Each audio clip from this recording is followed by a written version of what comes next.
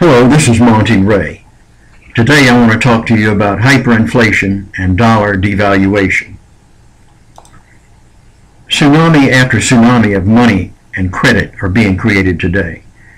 And when the money supply increases, stock markets usually rise.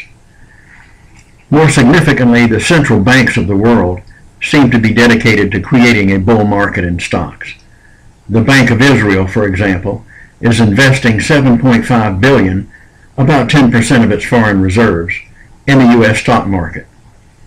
Also, about 10% of Swiss reserves are invested in shares.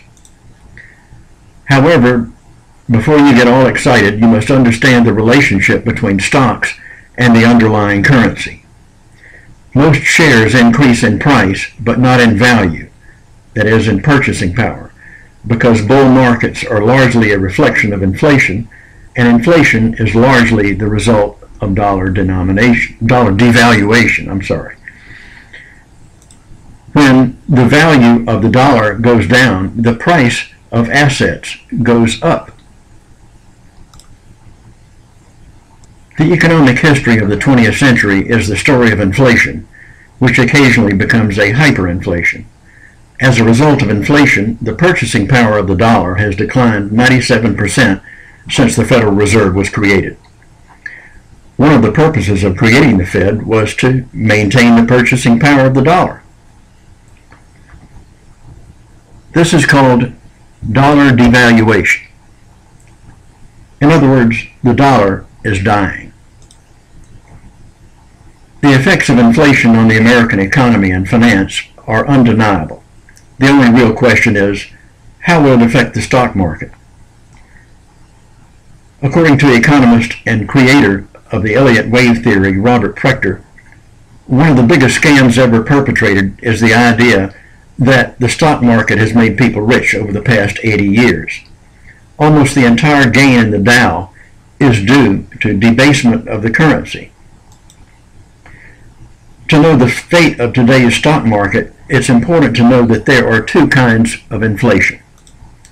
There is currency inflation and there is credit inflation. The effects of each kind of inflation on the stock market are very different.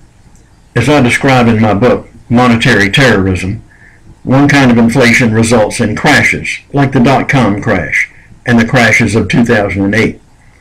The other kind of inflation doesn't crash. During one kind of inflation, the dollar is king and gold is trash. The other kind of inflation produces dollar devaluation while gold takes off like a Roman candle. The best-known currency inflation in a major country in the 20th century occurred in Germany in the 1920s. It was caused by printing too much paper money. The inflation was so severe that it was known as a hyperinflation. In a currency hyperinflation, gold is king and cash is trash, because currency becomes increasingly worthless.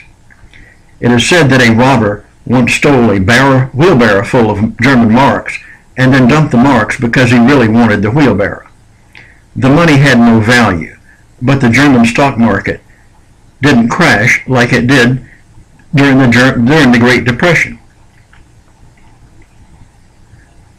For more information on the planned death of the dollar and its replacement with an international currency, please read my free report, The 7 Mistakes Investors Will Make in the New Economy, available at monetaryterrorism.com. Thank you for your attention.